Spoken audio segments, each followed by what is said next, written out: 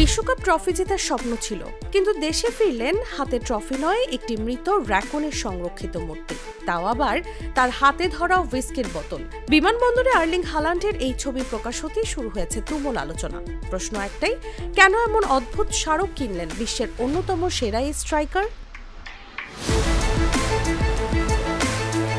বিশ্বকাপে দুর্দান্ত খেলেছেন আর্লিং হালান্ড। 5 ম্যাচে করেছেন 7 গোল, ছিলেন টুর্নামেন্টের অন্যতম সেরা পারফর্মার। তবে কোয়ার্টার ফাইনালে ইংল্যান্ডের কাছে 2-1 গোলে হেরে শেষ হয়ে যায় নরওয়ের বিশ্বকাপ অভিযান।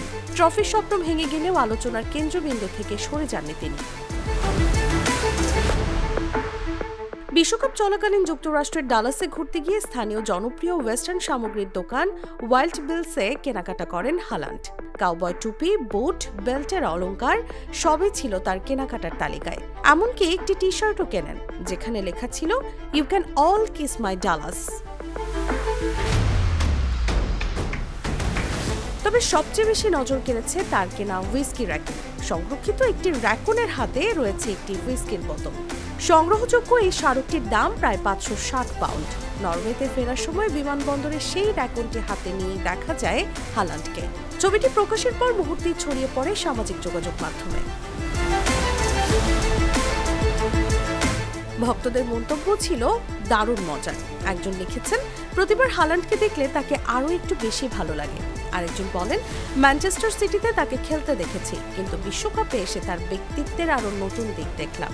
একজন মার্কিন সমর্থকের মন্তব্য, একজন আমেরিকান হিসেবে এটি আমাকে ভীষণ গর্বিত করেছে। অবশ্য হালান্ডের ব্যতিক্রমী জীবনযাপন নতুন কিছু নয়। তিনি কাঁচা গরুর দুধ পান করেন, নিয়মিত কলিজা, হৃৎপিণ্ড, কিডনির মতো পুষ্টিকর অঙ্গ মাংস খান। প্রতিদিন প্রায় 1000 সিট আপ করেন, বরফ স্নান ও সাউনা নেন। এমনকি ভালোভাবে নাক দিয়ে শ্বাস নেওয়ার জন্য ঘুমানোর সময় মুখ টেপ দিয়েও বন্ধ রাখেন।